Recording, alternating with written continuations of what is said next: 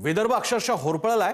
अकोला इथं राज्यातील उच्चांकी 46.9 डिग्री सेल्सियस या तापमानाची नोंद झाली आहे, तर अमरावती इथं 46.8 अंश सेल्सियस तापमानाची नोंद झाली आहे।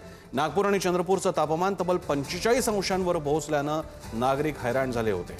अंगाची लाहीलाही करणाऱ्या उन्हामुळे जनजीवन विस्कळीत झालंय। भारतीय हवामान विभागानं 27 एप्रिलसाठी उष्णतेच्या लाटेचा येलो अलर्ट जाहीर केला असून नागरिकांनी सतर्क राहून आवश्यक खबरदारी घ्यावी असं आवाहन प्रशासनानं केलं आहे। महाराष्ट्र आणि परिसरावर केंद्राकडून बाहेरच्या दिशेनं वाहणाऱ्या चक्रकार वाऱ्याची स्थिती आहे। विदर्भातील 4 जिल्ह्यांच्या तापमानात 46 अंशांच्या पार जाण्याची वेळ आलेली आहे। अकोला, अमरावती, वर्धा जिल्ह्यात दक्षतेचा इशारा हवामान विभागानं दिला आहे। त्यामुळे पुढारी न्यूजच्या प्रेक्षकांना आवाहन आहे, गरज असल्यासच बाहेर पडा, दुपारचा प्रवास टाळा, पुरेसं पाणी स्वतःसोबत ठेवा आणि काळजी घ्या। नागपूरहून आपले प्रतिनिधी जितेंद्र शिंगाडे आपल्या सोबत आहेत। नागपूरकर, शिंगाडे, जितेंद्रजी, विदर्भात 45च्या पार गेलेला आहे।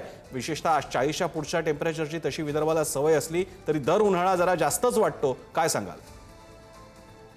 प्रसन्न सर, कारण ज्याप्रमाणे उन्हाळा यावेळेस वाढतोय, कारण हा आता एप्रिलचाच महिना सुरू आहे आणि या एप्रिलच्या महिन्यातच तापमान जे आहे ते अनेक शहरांचं 45 अंशाच्या वर गेल्याचं दिसून येऊन राहिलेलं आहे। कारण मे अजून बाकी आहे आणि या मेच्या सुरुवातीला किती तापमान जाईल हा आता इथे मोठा प्रश्न उपस्थित होतोय।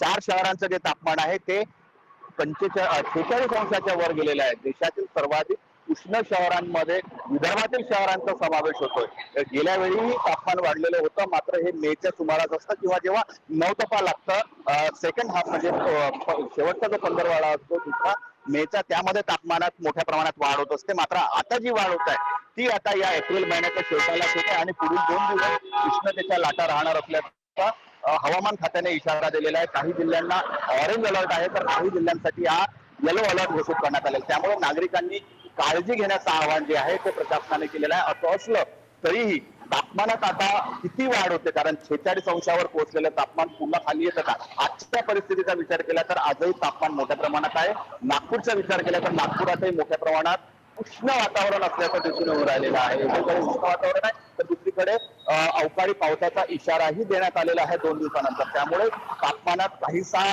बदल होण्याची शक्यता आहे। मात्र सध्या जे आहे ते मोठ्या प्रमाणात उष्ण वातावरण आहे आणि त्यामुळे नागरिक हैराण झाल्याचं दिसून येऊन राहिलेलं आहे। प्रसन्न, धन्यवाद जितेंद्र, तुम्ही सुद्धा काळजी घ्या आणि पुढच्या वेळी चॅनलवरती लाईव्ह येताना शक्यतो सावलीतून लाईव्ह या, जेणेकरून तुम्हाला सुद्धा त्रास होणार। धन्यवाद जितेंद्र।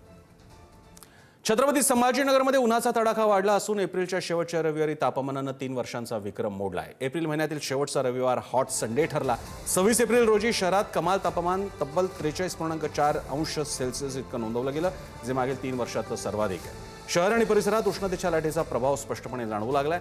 वाढत्या तापमानामुळे दुपारच्या वेळेस रस्ते ओस पडतायत। नागरिकांनी घरातच राहणं पसंत केलंय। सचिन जिरे संभाजीनगरहून आपल्यासोबत आहेत। सचिन, काय म्हणते संभाजीनगर? प्रसन्न सर, एप्रिल महिना जो शेवटचा जो रविवार होता तो मोठ्या प्रमाणात हॉट ठरलेला आहे आणि आता सध्या संभाजीनगरमध्ये मोठ्या प्रमाणात उन्हाचा तडका पाहायला मिळतोय। ज्याचं कारण असं आहे की त्या उन्हामुळे अनेक वाहतूक सिग्नल, मी एका वाहतूक सिग्नलवरती उभा आहे जिथे नेहमी वर्दळ असायची, हे वाहतूक सिग्नल देखील या ठिकाणी त्याने बंद करण्यात आलेला आहे। उन्हाच्या प्रभावामुळे नागरिकांना उन्हाचा त्रास होऊ नये यासाठी, थांबावं लागू नये यासाठी असे या ठिकाणी निर्णय घेण्यात आलेला आहे। 1 जणांचा बळी देखील उष्माघातामुळे परभणीमध्ये गेलेला आहे। मराठवाड्यामध्ये उष्णता असायची, मात्र आता सध्या एप्रिल महिना सुरू आहे, मेच्या शेवटच्या टप्प्यामध्ये अशा प्रकारचा ऊन पडायचं। मात्र आज जर पाहिले संभाजीनगरमध्ये तर मोठ्या प्रमाणात उष्णता आहे, त्याचा परिणाम उकाडा तर मोठ्या प्रमाणात आहे। त्यामुळे अनेक रुग्णालयामध्ये जे ज्येष्ठ नागरिक आहेत, लहान मुलं आहेत, त्यांचे आजारी पडण्याचं प्रमाण देखील आता वाढलेलं आहे। रुग्णालय देखील फुल्ल झालेली अशी परिस्थिती संभाजीनगरची आहे। त्यामुळे नागरिकांनी दुपारी 12 ते संध्याकाळी 5 वाजेपर्यंत विनाकारण बाहेर निघू नये अशा पद्धतीचं आवाहन प्रशासनाच्या वतीने करण्यात आलेलं आहे। धन्यवाद सचिन, तुम्ही दिलेल्या माहितीबद्दल। संभाजीनगर असेल, विदर्भ असेल, सगळीकडेच उष्णताने हाहाकार माजवलेला आहे। आकडा 40च्या वर आहे की 40च्या खाली त्याने फरक पडत नसून अंगाची लाहीलाही मात्र कायम आहे। तिथे नाशिक शहरातही उष्णतेचा कहर झाला असून तापमान 41.4 अंशांवर पोहोचलंय। यंदाच्या हंगामातील उच्चांक नोंद असून उष्णतेची तीव्र लाट कायम आहे। दुपारच्या वेळेस रस्ते ओस पडत आहेत, नागरिकांनी बाहेर जाणं टाळलेलं आहे. सलग 10-12 दिवसांपासून तापमान 39 अंशांच्या पुढे गेलंय.